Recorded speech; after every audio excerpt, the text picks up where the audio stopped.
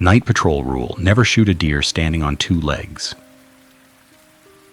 My fingers went numb around the trigger anyway, because the lease office wanted proof of income by Thursday, and my contract hours ran through sunrise. The cold crept under my gloves in a slow, mean way. The kind that makes every choice feel smaller than it is. A deer can borrow your shape, but it charges interest. The trail camera had caught it upright at the salt lick, eyes reflecting the infrared like two coins. And the file name on the screen still said it was taken at 2:07 a.m., even though I watched it happen at 3:14. People on night shifts learn to trust the badge reader more than their eyes, which is why I stared at that timestamp until my stomach tightened and I walked out to prove it wrong. The gatehouse sat on the only paved road into the valley, a single-room box with a heater that clicked more than it warmed. My job title on the paperwork read Wildlife Compliance Tech, which sounded clean until the work showed up dirty. Tag checks, camera audits, carcass reports, and the occasional sanctioned removal when the herd got sick or bold. I told myself the standing deer clip belonged in the glitch folder with the rest of the weird files. But the clip had a second detail that kept scraping at my attention.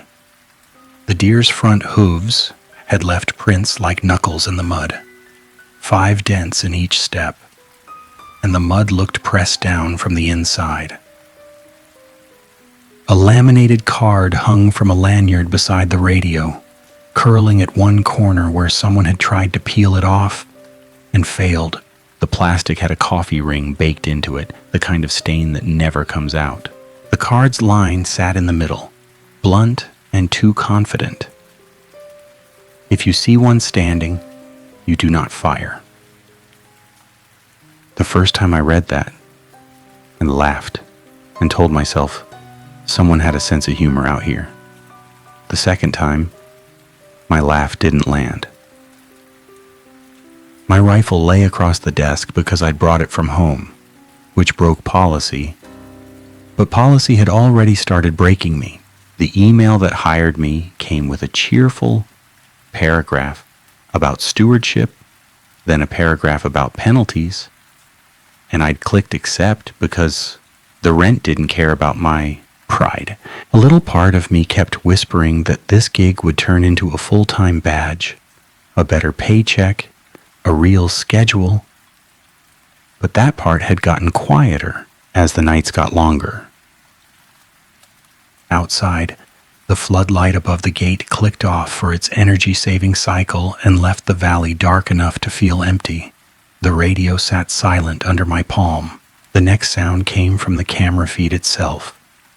A soft crackle in the speaker that usually meant wind against a mic, except the trees on the monitor didn't move at all. The gravel lot behind the gatehouse held the utility truck, the tag box, and the row of trail cams charging in their dock like black phones. A binder lay open on the counter, the one the day shift called the Shift Bible because it kept them from being blamed.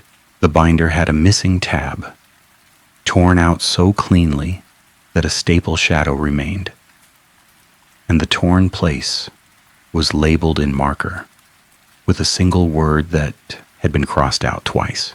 The crossing out looked angry enough to count as a mood. I flipped past the daily checklist pages without letting myself fall into them, because the moment I started reading like that, the rules would feel safe again. One page held a printed memo glued in with cheap tape, the toner fading around the edges. The lines were short, like somebody had written them for people who didn't like to think too long at night. Do not approach any animal that vocalizes a human name, the memo said.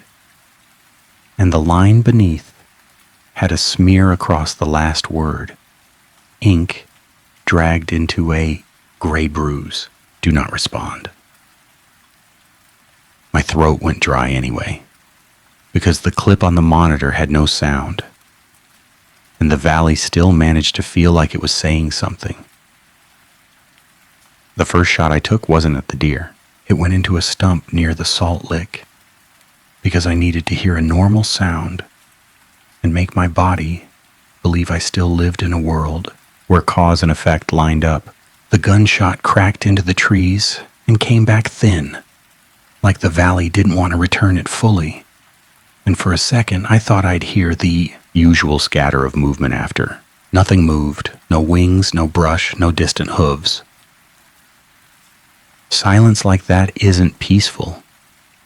Silence like that is a hand on the back of your neck, pushing your head down until you stop looking around.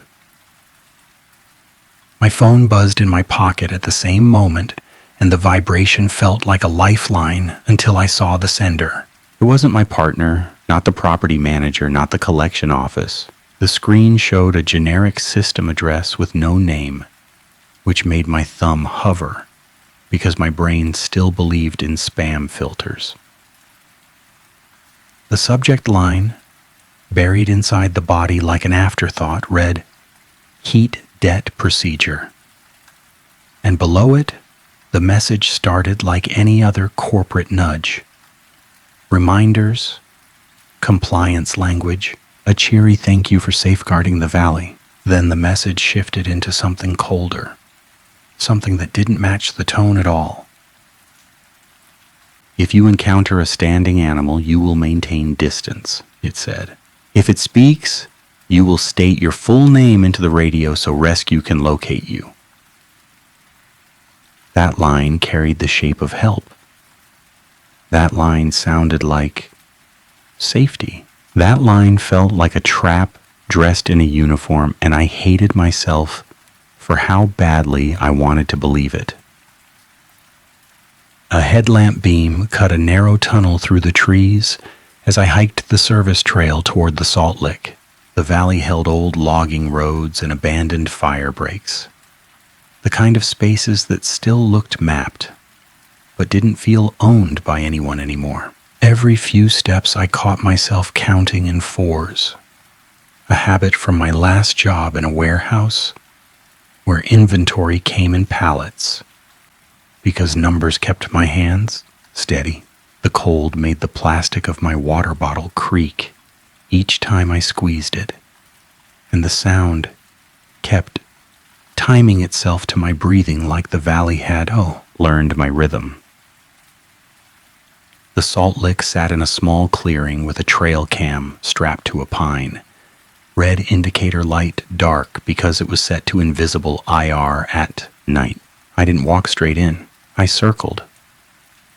Because I'd been trained that way. Because I'd seen what sick deer did when startled. Because competence is a comfort blanket when your mind starts inventing things. The ground held prints that weren't mine, spaced like something had tried to walk upright and wasn't sure how. The mud showed those knuckle dents again, 5 in a line, pressed deep as if the hands had been heavy. A normal deer track sat beside them for half a step, then vanished, replaced by those wrong marks, like a decision had been made mid-stride. My radio hissed once, a half-breath of static. I lifted it without thinking, then stopped, because the memo line, "Do not respond," rang in my head like a bell someone else was ringing. From the far side of the clearing, a voice said my name. Not shouted, not whispered, said like a co-worker calling across a parking lot. The sound didn't belong in the woods. It had no echo. It had no distance. The syllables landed right behind my ear, even though my headlamp showed only trunks and snow-dusted brush. My first instinct was shame, which surprised me. Shame that I'd let myself believe the clip. Shame that I'd brought my personal rifle. Shame that I'd walked out here alone like a rookie. The second instinct was to answer, because humans answer their names the way dogs turn their heads when a leash jingles. The trap rule in the email tried to slide into place. state your full name into the radio. Rescue can locate you. My thumb pressed the radio button halfway, then stopped. The cold made my joints feel thick. The valley waited, and the waiting had weight. The deer stepped into the headlamp beam. Its back legs straightened first, too smooth, too practiced, and the front legs folded in like arms tucked against a chest. The face stayed deer for a heartbeat, muzzle wet, eyes wide and dark. Then the eyes narrowed the way a person narrows them when they recognize someone they don't like. The animal didn't wobble. The animal didn't strain.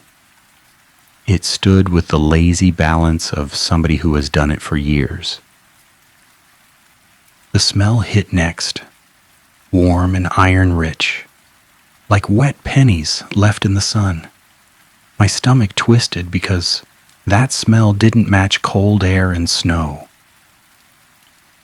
The deer opened its mouth and spoke again, and this time the voice carried a little humor, which felt worse than anger. "Clock's running," it said, and the words sounded like they'd been learned from a supervisor. I took the shot because I needed money, and because I hated being afraid, and because I told myself the rule on the laminated card existed for liability, not for truth. The rifle kicked.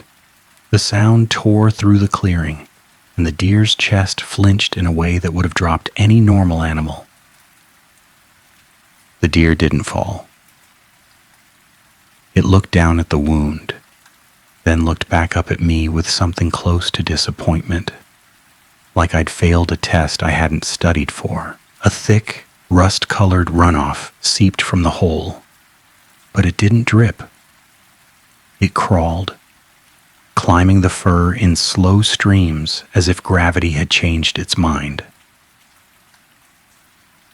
The deer lifted one hoof hand and touched the runoff, then held the stained hoof up like a receipt. "Warm material," it said, and the phrase snapped into place with a memory I hadn't realized I'd stored. The crossed-out binder tab, the email subject, heat debt procedure. My radio hissed again, louder, and a voice on the other end spoke with the clean cadence of dispatch training. "State your full name," the voice said. "Confirm location." The dispatch voice sounded recorded. It sounded almost like my supervisor, except the vowels were wrong, flattened by compression and repeated too often in my mind. My mouth opened, because fear makes people obedient, and obedience feels like control for half a second. A different sound cut through the clearing, a small, sharp click, like a camera shutter. The trail cam on the pine lit once, caught the whole scene, then went dark again. I realized my own stupid benefit in that. Proof? Hard proof, something the day shift couldn't laugh off. I backed away without turning my head because I'd learned that trick from a cousin who hunted with more patience than ego. My boot heel hit something soft. I looked down and saw a strip of fabric half buried in the mud, caught on a root. It wasn't mine. It was the kind of orange safety cloth hunters wear. A second voice, human and panicked, came from somewhere behind the deer. "Help," the voice said. "Please." That voice wasn't my name. That voice was a stranger's, and it sounded like an adult man trying not to cry. The deer didn't turn its head. It kept its eyes on me like the whole situation revolved around my choice. Policy said no civilian access after midnight. My role said, hold the line. My body said, run. I stepped forward anyway, because that cry had a roughness that didn't belong to tricks, and because one decent thing still lived inside me even while debt chewed on my ribs. The cold punished me for it immediately. My badge lanyard tucked under my jacket buzzed against my chest as if it had gotten a notification. The gatehouse badge reader had an auto-lock feature after unauthorized firearm discharge. I knew that because I'd signed the training acknowledgement. I'd never believed it mattered. My phone vibrated again in my pocket.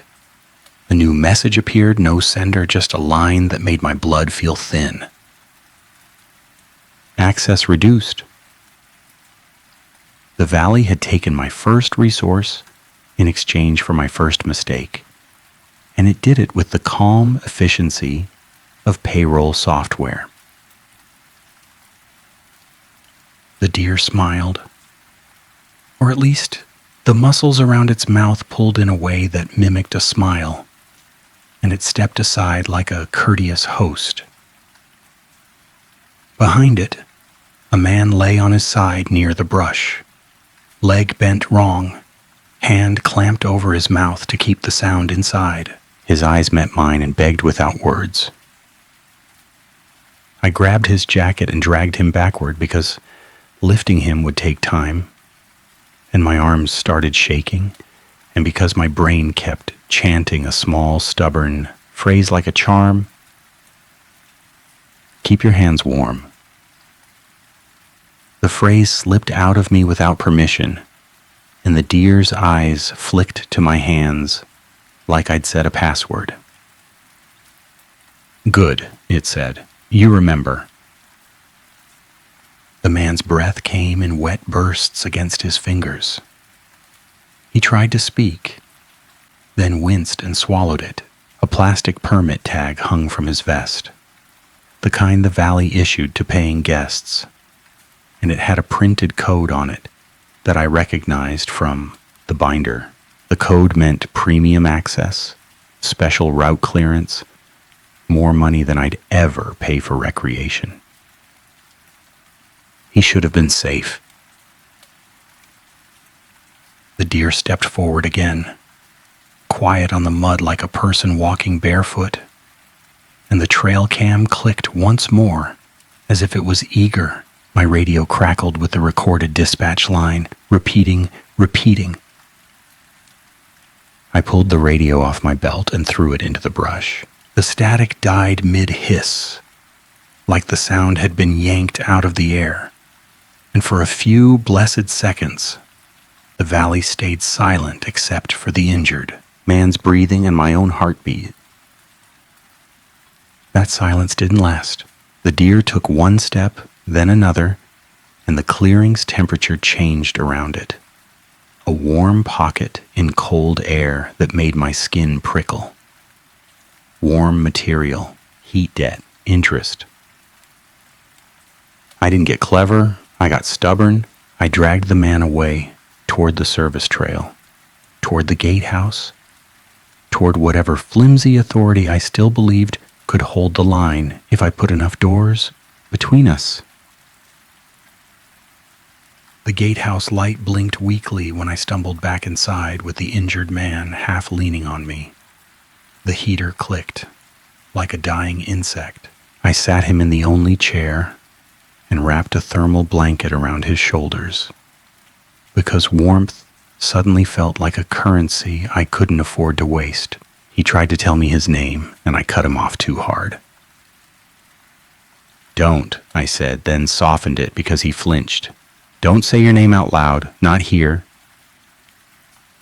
He stared at me like I'd lost my mind, but his hands shook as he pulled the blanket tighter.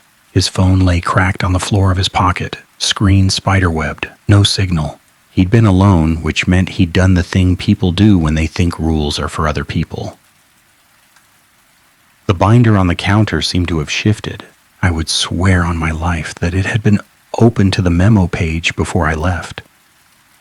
But now it sat closed, cover slightly askew, like someone had thumbed through it in my absence. A fine dusting of snow clung to the spine, which made no sense because I hadn't dropped it outside. My habit kicked in. I double-tapped the gate lock once, twice, feeling the latch catch, because mechanical certainty calms the parts of the brain that want to scream. The lock's indicator stayed yellow instead of green. Reduced access. The valley had meant it. The injured man's permit tag swayed when he shifted in the chair, and the printed code flashed in the overhead light. A memory of the day shift supervisor surfaced.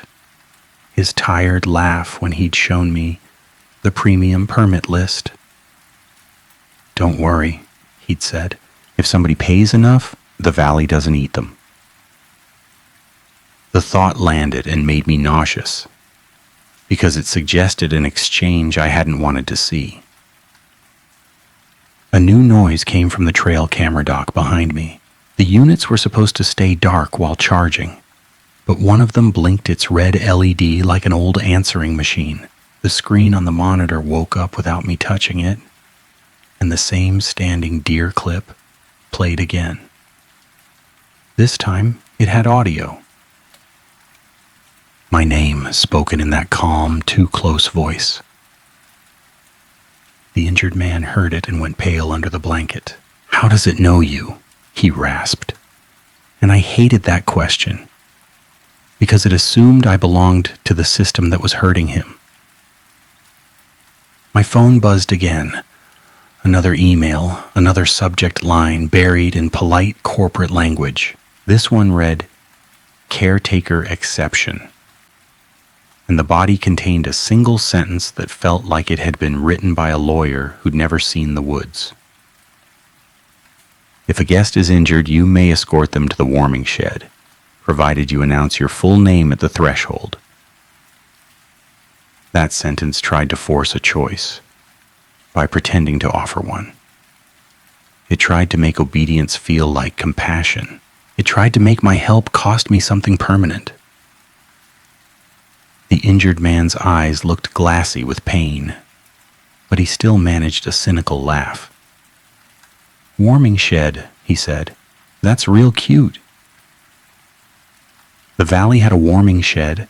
The valley also had a disposal pit for confiscated carcasses, a locked maintenance tunnel that led to the old fire tower, and a security camera that covered the path between them. The topics kept stacking in my mind, because the place had always been more infrastructure than wilderness. Even the trees felt managed out here, thinned and logged in rectangles like someone had applied office logic to nature. I needed to choose a hypothesis because panic alone would kill us faster than the deer. Two explanations fought for space in my head. One was human and ugly. This whole thing was a pressure test, a compliance trap, some kind of sick hazing built into the job so the valley could get rid of people like me when we became inconvenient. The other explanation was worse and quieter. Something in this place had learned how to wear policy like a mask. And the rules weren't for safety at all. The rules were for feeding it. I picked the human explanation first, because it let me breathe for another minute. If this was sabotage, I could fight sabotage. If this was a system, I could find the lever.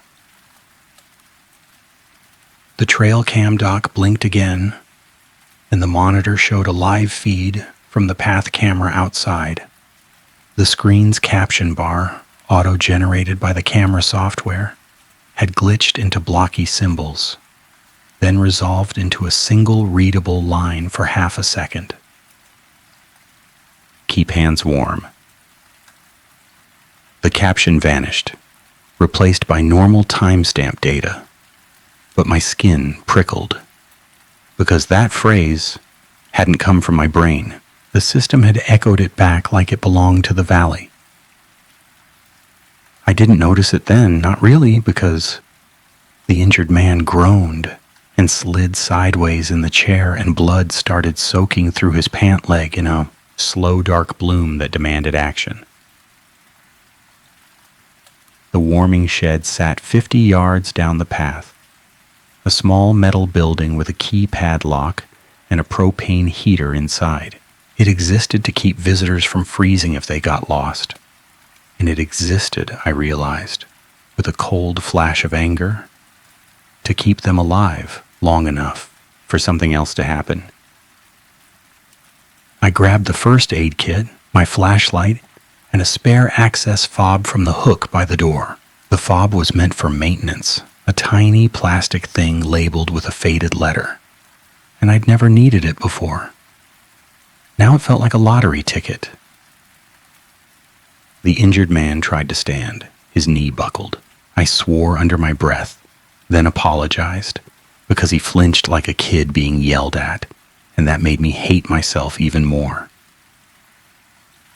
My partner's coming, I lied, because lies buy time sometimes. Day shift will be here soon. He nodded as if he believed me, which meant he was either desperate or polite, and neither option made me feel better. At the gatehouse door, I stopped with my hand on the knob and listened. The valley outside held its usual night noises again. Distant wind in branches, the faint tick of ice settling, something small moving in brush. The normal sounds almost convinced me everything had snapped back into place. Then from farther out came a mechanical beep. Not my badge reader, not my phone. A beep like a keypad accepting input, followed by the soft click of a lock releasing. The warming shed's keypad had no remote access. I knew that because I'd replaced its batteries last week and cursed the cheap design. The sound meant someone was already at the shed or something had gotten inside. The injured man saw my face change and whispered, "What?" I didn't answer. Answering would make it real in a way I couldn't afford. We moved anyway because staying in the gatehouse felt like waiting to be processed. My boots crunched on the path's gravel. The flashlight beam made the world small, and every time it swept over the trees, I half expected to see that upright shape between trunks. The warming shed's door stood ajar. A strip of duct tape hung from the latch like a peeled Band-Aid. The keypad display flickered, then settled on a single digit that didn't belong there. The digit looked like a score. The injured man tightened his grip on my arm. "No," he whispered, voice breaking. "No, I'm not going in there." That was the moral collision the valley wanted. Policy said shelter the guest. Survival said, do not cross that threshold. My job depended on compliance metrics that didn't care whether the rules were traps. His life depended on warmth and pressure and time. I could drag him in and risk whatever the threshold demanded. I could keep him outside and risk him bleeding out in the cold. Either choice left evidence. Either choice left blame. I pulled the thermal blanket off his shoulders and wrapped it tighter around his leg, compressing the bleeding with a grim kind of tenderness. "Stay here," I said, and my voice sounded steadier than I felt. "Stay on this side of the door." He shook his head like a stubborn child, but he stayed, because pain makes people obedient too. I stepped into the shed alone, because taking the risk myself felt like the only decent thing left to do. Warm air hit my face in a wave that made my eyes sting. The propane heater was on, which meant someone had lit it. A folding chair sat in the center of the room, and a laminated card lay on it, newer than the one in the gatehouse. Corners crisp, plastic still, glossy. A note was scrawled across the card in black marker, shaky handwriting that didn't match the printed text beneath. The handwriting said, "Plain and urgent. Do not say your name." The printed text beneath had 3 short lines. If you hear your name, answer. If you see one standing, approach. If you're cold, offer your hands. The first 2 lines looked wrong immediately, too eager, too opposite. The third line made my stomach drop. Offer your hands. Warm material. My fingers tingled inside my gloves like they were being noticed.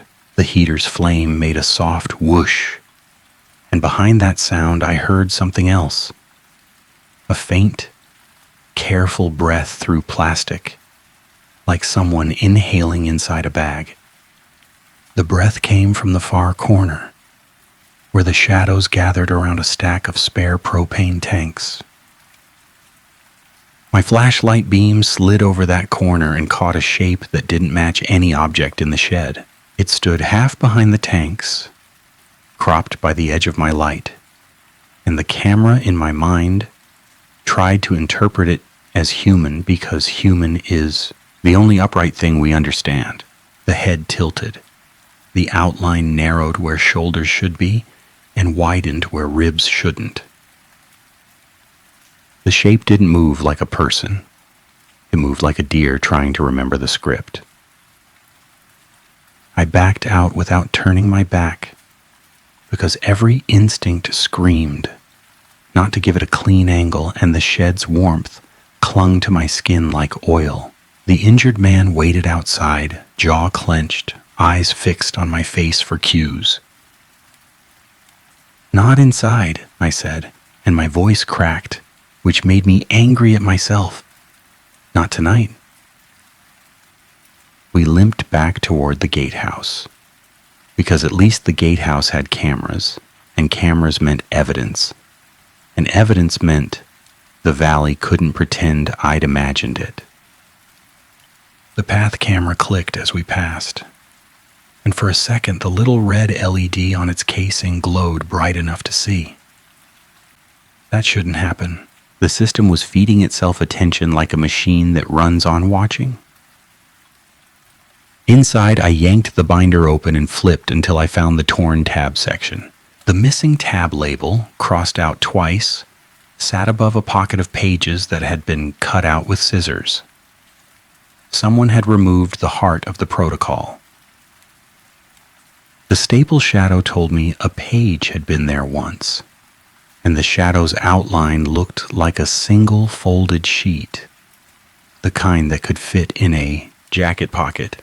I checked the trash can. I checked under the counter. My hands shook as I checked like I was searching for my own sanity.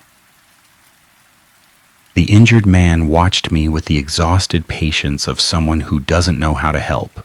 "So what is it?" he asked, and the question carried a bitter edge now. Some kind of cult thing? Some kind of valley curse?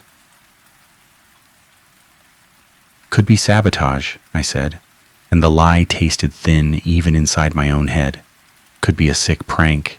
Could be a test. He snorted, then winced as pain spiked. "Test," he repeated. "Sure." The word snagged in me. Test. My supervisor had made a joke last week about the valley's automation. He'd said the system flagged everything, even when it didn't, even when it couldn't. He'd laughed and called it the valley's immune system. I'd laughed too, because laughing kept me from being the paranoid new guy. Now the idea of a system that hunted mistakes felt less like a joke. I needed hard proof that didn't rely on my fear. The trail cam from the salt lick still sat in the dock, memory card inside. I pulled it out and slid the card into the monitor's reader. The footage loaded, and this time I watched frame by frame, because my old warehouse job had taught me how to slow down when machines lied. The deer stood. I fired. It didn't fall. The clip's infrared pattern glitched around its shoulders, like the camera struggled to expose something that didn't belong in spectrum. On the third frame after the shot, The deer's shadow split into two, one shadow staying in place while the other stepped forward. No animal does that. The camera's metadata line, buried in the file properties, listed the clip as training module. That made my throat close. I hadn't named it that. No one on night shift had time to name files like that. The human explanation buckled under that detail. A prank doesn't rename its own evidence into corporate language. The injured man leaned forward despite pain and squinted at the screen. "That's not right," he said, voice low. "No," I whispered because the admission felt like handing myself over. "It's not." The radio on the desk clicked on by itself. The speaker popped once, then the recorded dispatch voice returned, calm and practiced. "State your full name," it said. "Confirm location." The injured man's eyes widened. "Is that about me?" The dispatch line repeated, and this time my own name threaded through the static, the syllables stretched like taffy. I took the radio and smashed it against the counter once, twice, because I couldn't stand the obedience in that voice anymore. The plastic cracked. The speaker died. The act felt good for half a second, then my phone buzzed with the consequence. "Communication privileges revoked," the new message read. The Valley took my second resource, comm. The heater clicked. The monitor flickered. The gatehouse light dimmed by a fraction. And I realized the system was reacting to my resistance the way a bureaucracy reacts to defiance, by removing tools until you comply. My partner's name finally lit up my phone screen, and relief hit so hard it made my eyes burn. I answered, then heard nothing but a faint hiss like wind across a mic. I said her name, then stopped, because the memo line, "Do not respond," still clung to me, and because names had started feeling expensive. Her voice came through a second later, distorted by compression, but still hers. "You're still out there," she said, and anger threaded through worry. "I saw the rent portal. They're threatening fees." I almost laughed, because normal life doesn't stop while your world turns inside out. I told her I'd call back. I told her I'd fix it. I told her a version of the truth that didn't sound insane.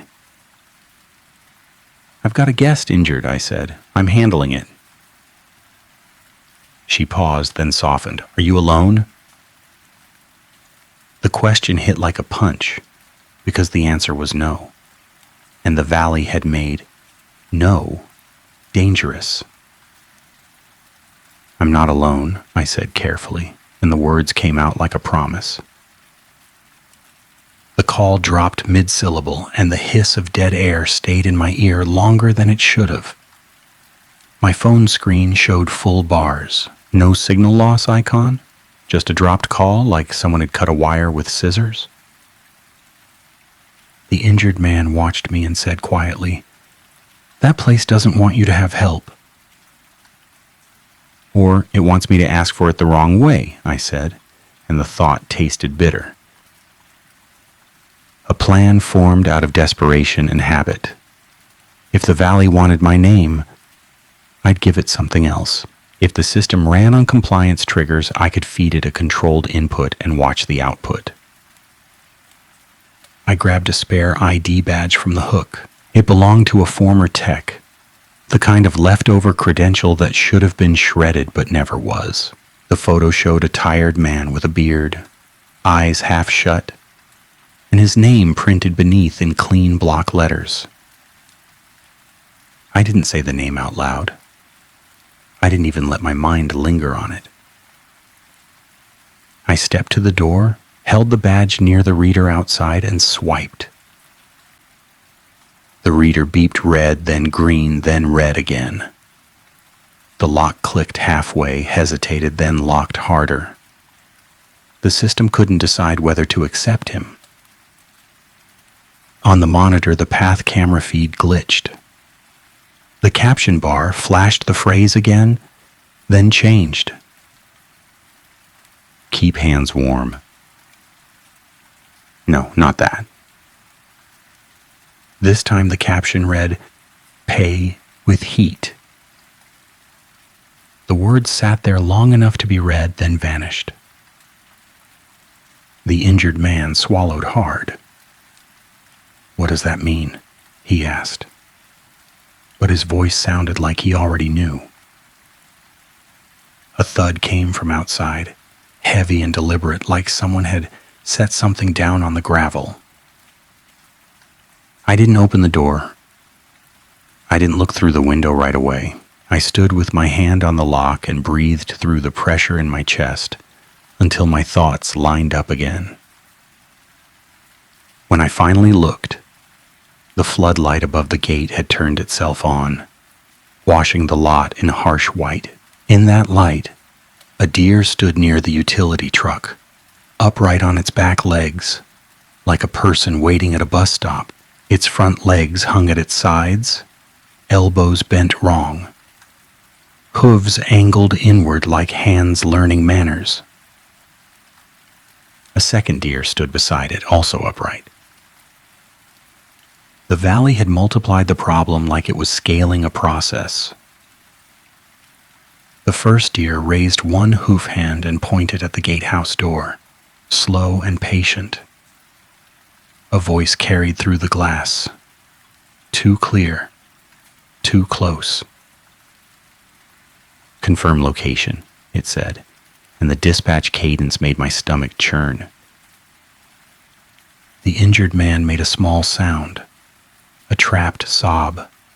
He looked at me with an expression that held accusation and pleading at the same time. We can't stay, he said. I agreed. But leaving meant crossing thresholds with reduced access. No radio, a failing phone, and a system that wanted my warmth. Like a debt collector wants your paycheck. Staying meant watching the deer stand there until something changed, and something always changes. The binder lay open on the counter, missing tab and all, and my eyes caught a detail I'd ignored before. A tiny stamp in the corner of one page, half smudged by coffee, showed a revision tag. Not a date, not a label line. Just a little printed box that said the protocol had been updated last month. Updated. Somebody had maintained this, somebody had improved it. Authority didn't fear the deer. Authority collaborated. For the first time, my anger outweighed my fear. And that scared me too, because anger makes people brave in dumb ways. I grabbed the binder, tore out the memo page with "Do not respond," and shoved it into my jacket pocket. The act felt like stealing from a job that had already stolen from me. Then I grabbed the only thing that might buy us time. A flare from the emergency kit. The kind used for search operations. The injured man's eyes tracked the flare. "Fire!" he rasped. "Light," I corrected, because words mattered too much now. "Heat." A plan took shape. If the valley demanded warm material, I'd give it heat without flesh. If it wanted hands, I'd give it something it couldn't hold. The relief came unexpectedly when the flare actually worked. I cracked it. It sparked, and a hard red light bloomed in my hand with a hiss that sounded aggressive enough to fight back.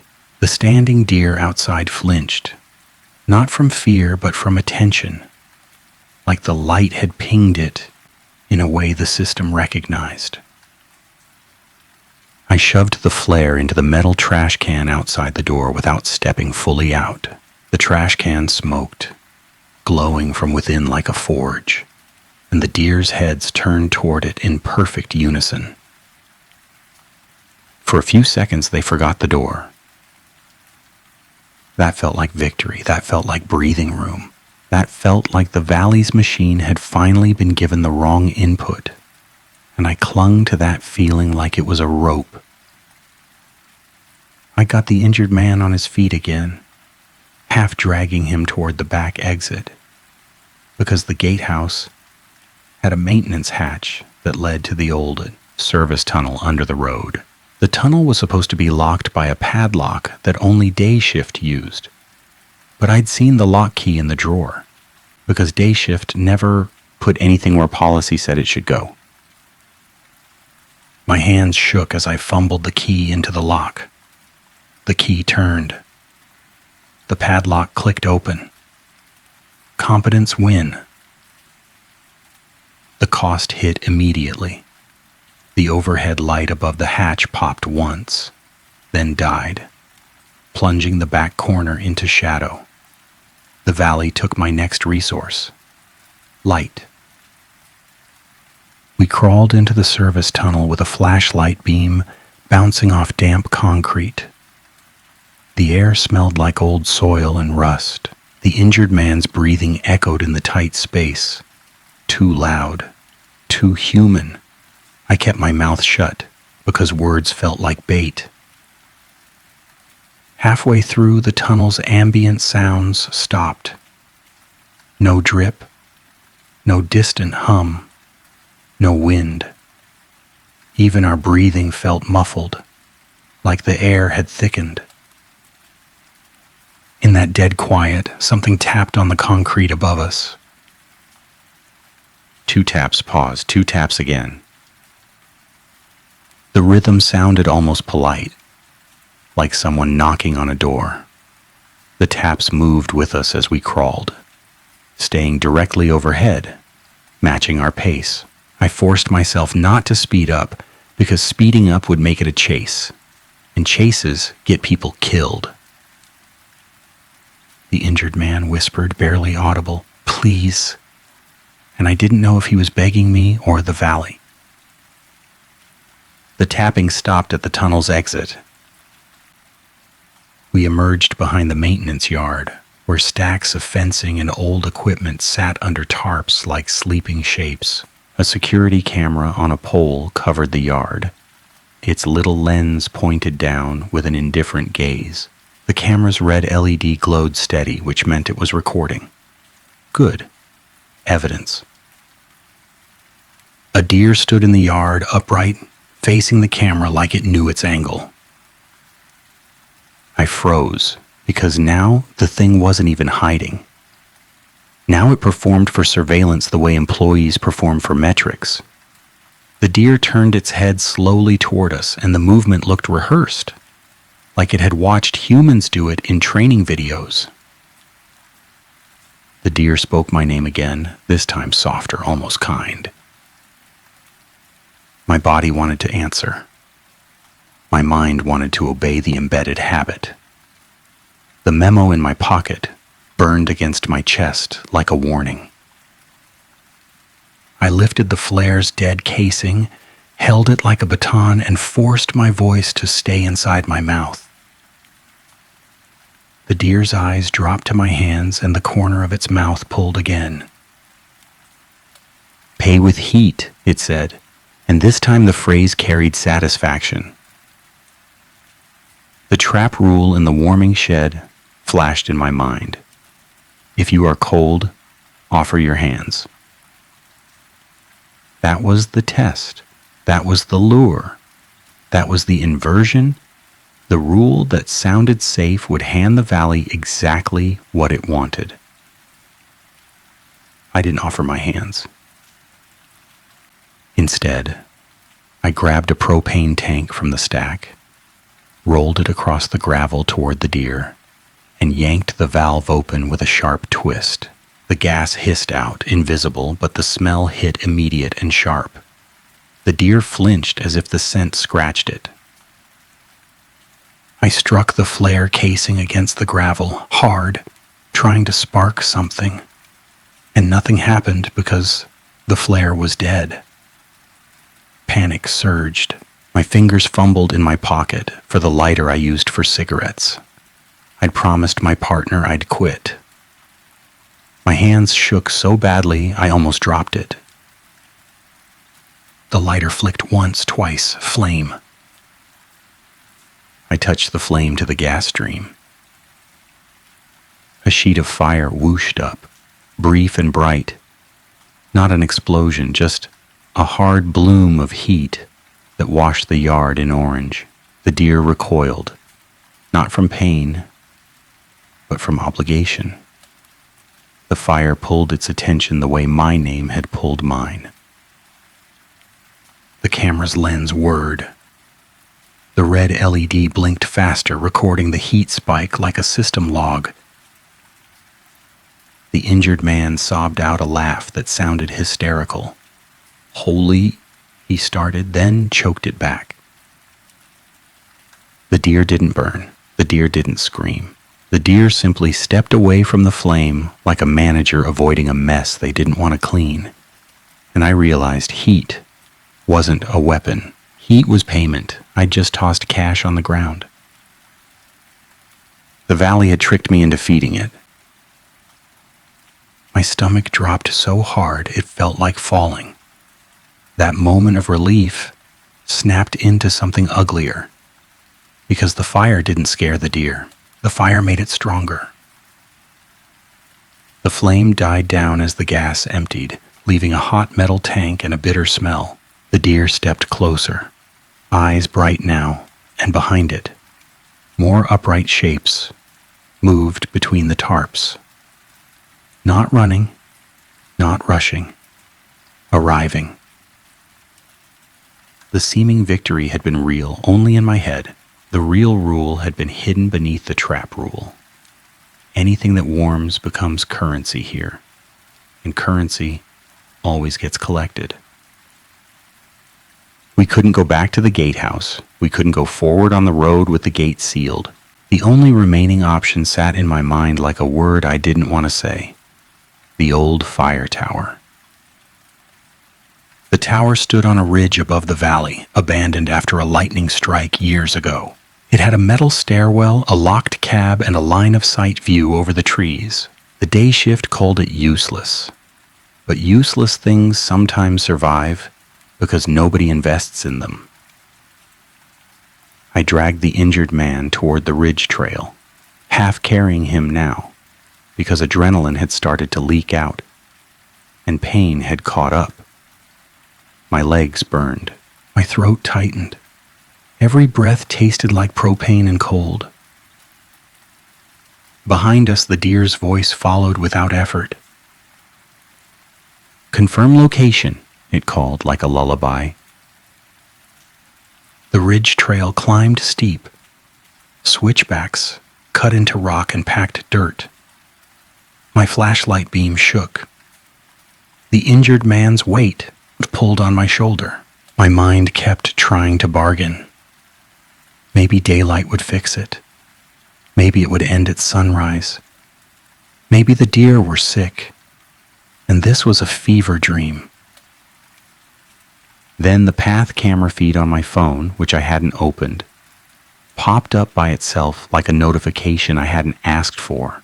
The live view showed our own backs as we climbed, filmed from an angle that shouldn't exist because no camera faced this trail. In the corner of the view, a caption bar blinked. Training module. The major revelation landed like a cold stone. The valley wasn't reacting. It was running. It was executing procedures. It had named my horror as a module. I almost dropped the phone. I almost laughed. My hands went numb again. Not from cold, but from the sense of being processed by something that treated my body like a resource. The injured man rasped, "What are they doing?" "They're auditing," I said, and the word tasted like bile. "They're checking compliance." My partner's face flashed in my mind. The way she looked when she opened a bill and tried not to show fear. My lease deadline loomed like a hook in my ribs. The valley had picked the perfect kind of employee to trap. Desperate, competent, willing to break rules for duty, willing to obey when threatened. A metallic squeal came from the fire tower stairs as I hauled the injured man onto the first landing. The tower's metal steps vibrated under our weight, and the whole structure felt like an old filing cabinet, hollow and loud. The cab door at the top had a keypad like the warming shed, newer than the rest of the tower, and that detail made my skin crawl. Someone had upgraded this too. My access fob, the faded maintenance one, might work. My phone buzzed again with an update that made my mouth go dry. Access reduced. Again. The system kept narrowing my options the way HR narrows your future when you miss a metric. I pressed the fob to the keypad. The keypad beeped once. Red. A deer's hoof hand tapped the first metal step below us, slow, patient. The sound carried up the tower like a drum. The injured man sagged against the railing, eyes half closed now, his face gray under sweat. "Don't," he whispered. And I didn't know what he meant. Don't go higher. Don't leave him. Don't say your name. The trap rule from the email came back, crueler now. Announce your full name at the threshold. Rescue can locate you. No rescue existed. The valley had proven that. In my pocket, the memo page I'd torn from the binder crinkled against my fingers. The smear on the line, "Do not respond," looked darker now, and my flashlight beam caught a detail I'd missed in the gatehouse. The ink smear wasn't random. It covered one word specifically. "Do not respond," it had said. Under the smear, ghosted in the paper fibers, a second line showed through, faint as a watermark. "Do not provide heat." That was the missing rule. That was what someone had tried to hide by smearing ink and tearing pages. The binder tab crossed out twice wasn't warm. It had been worn. Someone had crossed out the warning and left the warmth. My throat tightened with rage and grief at the same time because the system hadn't just trapped people. People had helped it. The deer below spoke again, using my name like a key in a lock. My body twitched with the urge to answer, and I hated that weakness because it didn't feel like weakness. It felt like muscle memory. I made a decision that tasted like metal and guilt. I grabbed the injured man's permit tag, the premium one, and tore it off his vest. He gasped, trying to protest, but I squeezed his shoulder hard enough to stop him. "I'm sorry," I said, voice shaking. "I'm borrowing your access." I held the permit tag up to the keypad like it was a badge, and the keypad beeped green immediately. The lock clicked. The cab door opened a few inches, just enough to let warm air leak out. The valley had a hierarchy. It respected money-coded credentials. It let the wealthy get eaten last. The injured man stared at me, horror sharpening his pain. "No," he whispered. "That was mine." "It was never yours," I said. And the truth felt like spitting blood. It was theirs.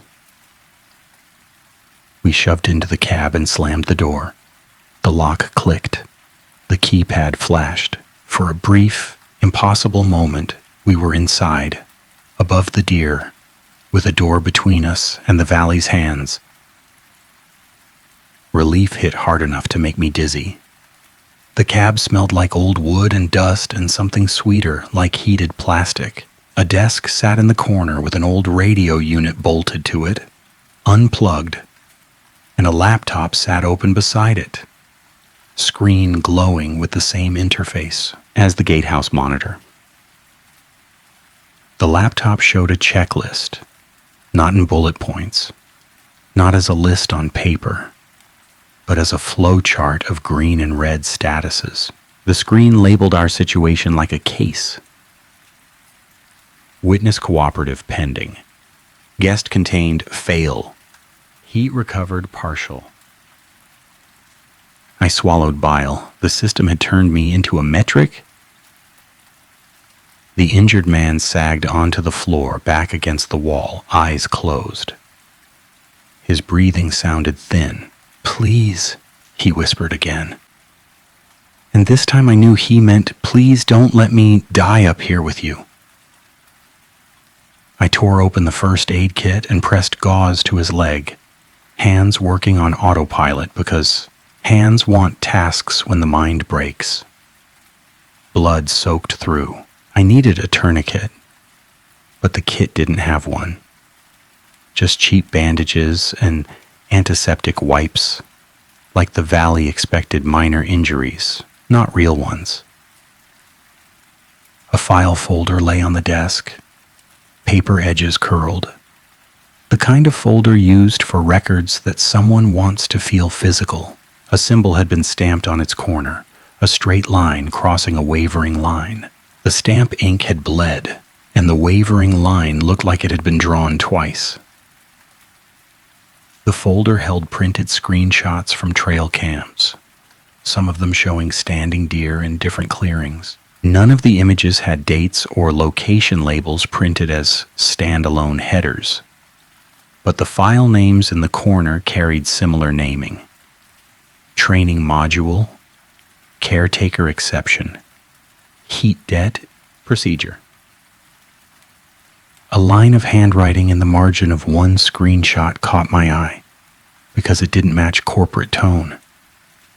It looked rushed, angry, human. They learn obedience faster than fear. My fingers tightened around the paper until it creased.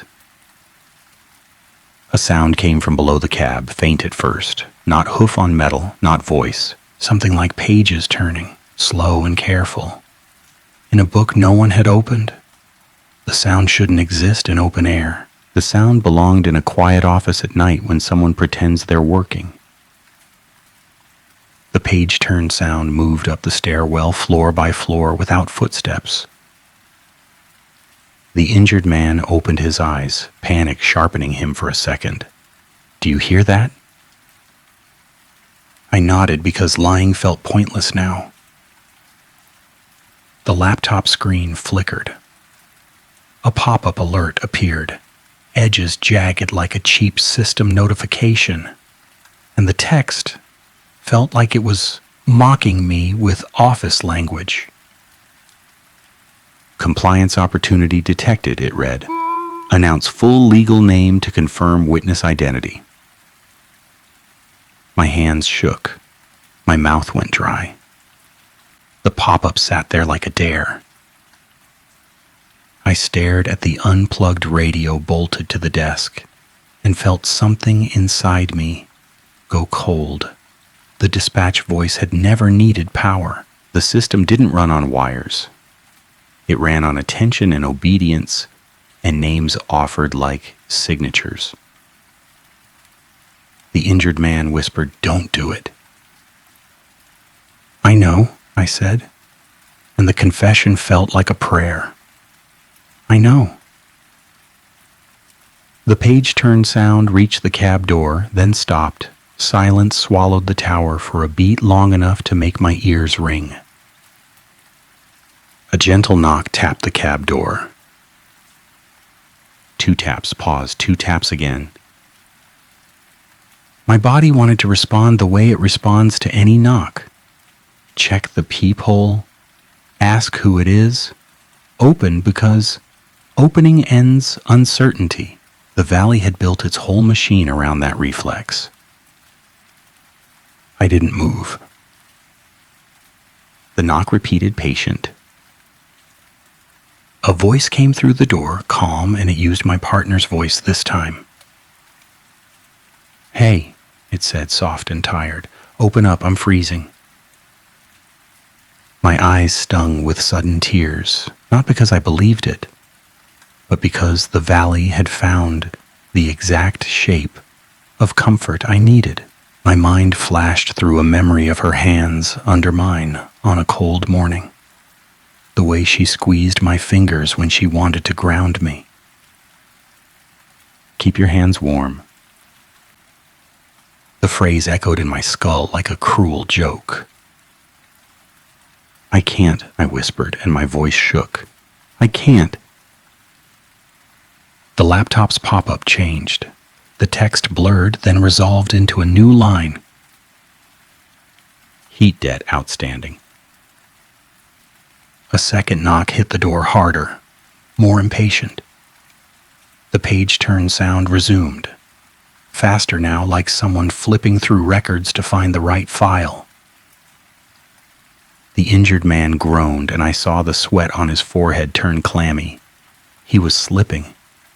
I needed warmth for him. I needed pressure. I needed time. The valley demanded heat. My job demanded compliance. My partner demanded rent. The system demanded my name. My mind latched onto the symbol stamped on the folder, the straight line crossing the wavering line. I'd seen that shape before, not on paper, but on the laminated card's coffee stain, a faint imprint in the plastic where ink had once been. The symbol wasn't decoration, it was a seal. The folder's last page contained a single printed line in faded toner, embedded in a paragraph, not as a label, and the line made my throat tighten. "The seal holds if the witness refuses to authenticate." Refuses to authenticate. That meant no name, no confirmation, no compliance. The system needed my signature more than it needed my blood. A plan formed that felt both stupid and inevitable. If the seal held while I refused, then my best chance was to stay unconfirmed, to become a bad data point the system couldn't close. That would keep the door shut. That would keep the deer outside, flipping through files, frustrated. But the injured man needed heat, and heat was currency. I could give him my warmth. I could keep him alive. I could pay the debt with my own body and risk the seal. Purposeful sacrifice, duty, repair. I peeled off my gloves and pressed my bare hands against his cheeks, because cheeks hold heat, and because my hands were the only warmth I had left. To offer that wasn't fire. His skin felt shockingly cold, and my palms burned as if my body understood the cost. The laptop screen flashed red. "Heat transfer detected," it read. "Debt collection initiated." The knocking stopped. For a heartbeat, relief flickered. The system had reacted, which meant it was real and measurable, and measurable things can sometimes be outplayed. Then the cab door's keypad beeped, a soft, satisfied sound, and the lock clicked once as if it had received the input it needed. Not my name, my heat. The seal didn't care about words. It cared about exchange. The door opened an inch, just enough for cold air to cut in like a knife. My hands stayed on the injured man's face, because pulling away felt like abandoning him, and because guilt had turned into a kind of stubborn love. A shape pressed against the crack. Not a hand, not a hoof. Something that had learned the gesture of reaching. The skin looked like deer hide stretched too thin.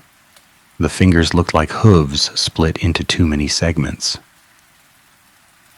The voice came through calm, almost approving. "Good caretaker," it said, and my name followed like a stamp. My stomach lurched. I hadn't answered. I hadn't spoken. The valley had still pulled my name out of me like it had been stored in my warmth. The injured man's eyes fluttered open, and he looked at me like he understood what I was doing. He tried to speak. I shook my head.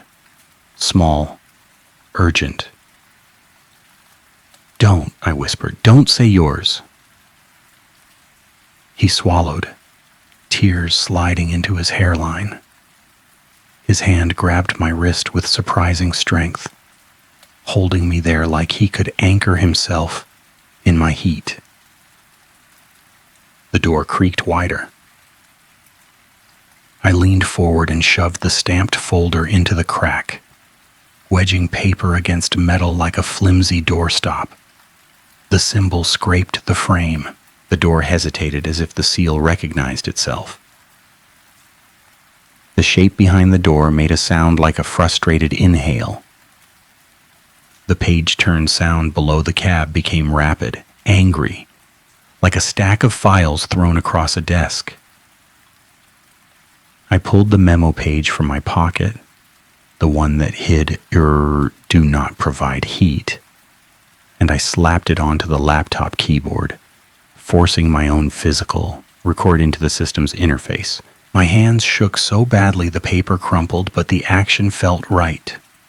Evidence mattered. Warnings mattered. Somebody had tried to remove this rule. I was putting it back. The laptop screen glitched. The pop-up vanished. A new window opened, and a log upload progress bar appeared without me clicking anything. The valley hated being documented. The valley hated being witnessed. The door slammed shut so hard the cab rattled. The lock beeped red. The keypad flashed an error message that I couldn't fully read because the character scrambled. But the meaning felt clear. The system had lost control of the narrative. Outside, the deer's voice rose, not in rage, but in something like bureaucratic irritation. "Non-compliant," it said, "non-compliant." The word repeated, and hearing the thing use office language made my skin crawl worse than any monster growl ever could. The upload bar hit the end and vanished. For a breathless second, I thought I'd won something tangible. I thought I'd managed a repair. I thought the Valley's machine might actually be forced to acknowledge what it was. Then my laptop screen cleared to a blank desktop. The folder icon labeled with the symbol disappeared. The file history showed nothing. The sent email folder, which should have existed in this software, simply wasn't there. The evidence had moved. A soft chime sounded, polite as a calendar reminder, and a single new folder appeared on the desktop, one I hadn't created. Its name consisted of 4 words. "Keep hands warm." The phrase stared back at me like a verdict. My fingers went numb again, not from cold, but from the knowledge that the system could absorb warnings the way it absorbed heat. It could archive my resistance and turn it into training. The injured man's breathing steadied slightly under my hands. He wasn't safe, but he wasn't dead. That counted as harm prevented, even if it felt small and fragile. Down below, the page turn sound stopped. A new sound replaced it. A slow, deliberate dragging along the metal stairs, like something heavy being pulled upward with patience. The deer didn't rush. The system didn't chase. It escalated the way policy escalates, incrementally, inevitably, with paperwork. I grabbed the fire tower's old emergency hand crank radio, the unplugged one bolted to the desk, and laughed once because the laugh came out like a bark. The radio had no power. The hand crank existed for storms, for isolation, for moments when the modern network failed. I cranked it anyway. The mechanism squealed. My wrist ached. A tiny LED flickered on the unit, weak but alive. Static hissed. Then a voice cut through. Not dispatch, not my supervisor, not the valley. A human voice, distant and tired. Any station receiving, identify. My throat tightened.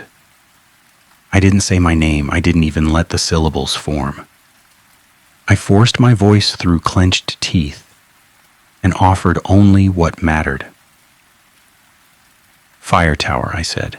Valley Ridge, injured adult, standing animals. Do not answer if they speak your name.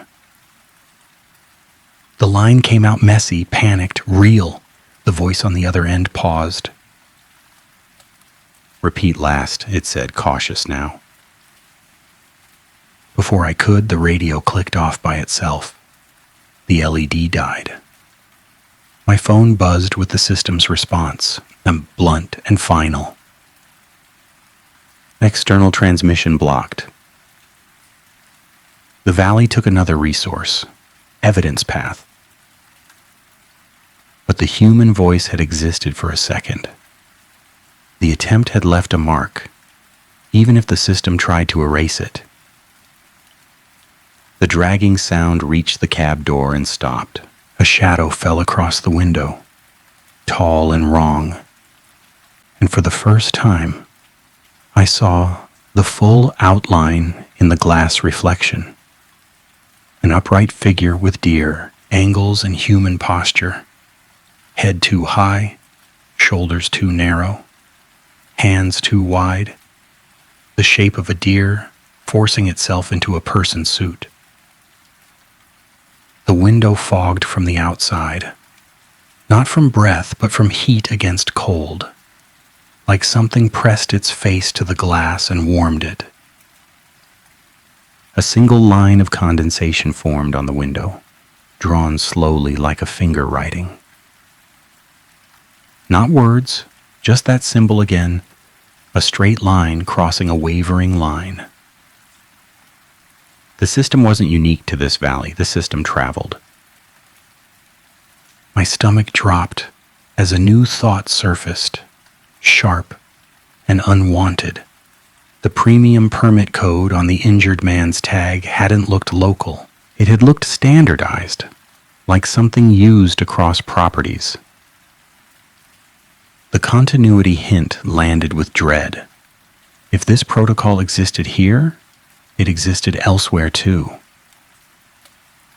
The deer's voice came through the door, calm and administrative. Authentication required, it said. Provide heat or provide name. The sentence felt like the whole world distilled into a policy memo. The injured man's hand tightened around my wrist, and he whispered, barely audible, "Don't." I swallowed hard, then spoke the cleanest confession line I could manage, because truth mattered more than dignity now. "I wanted the money," I said. "That's why I pulled the trigger." Outside the door, the deer made a soft sound that might have been amusement. Inside my chest, guilt curled into something steadier. I pulled my gloves back on because warmth had become a liability, and I wrapped the injured man tighter in the thermal blanket because duty didn't stop being duty just because the world got strange. Then I took the stamped folder and shoved it under the desk, out of sight, like hiding contraband from an audit. My hands shook, but the motion felt right. Protect the warning. Preserve the record. On the desk, a loose scrap of paper lay beneath the folder stack, one that must have slipped free when I shoved things around. The scrap had a single printed line in faded toner, embedded in a sentence, like an afterthought someone hoped nobody would read. The note ended with, "If you've seen that symbol before, don't ignore it." The line used "you," and it felt like a lure, but it also felt like the only honest instruction left. The door handle moved slowly, testing. The lock beeped once, then twice. The system kept trying. Below us, the valley stayed quiet, too quiet, like it had turned down the world's volume to listen for one thing: a name offered willingly. I held my breath and listened to my own heartbeat, and the phrase returned, not as comfort this time, but as a warning that felt carved into bone. Keep your hands warm.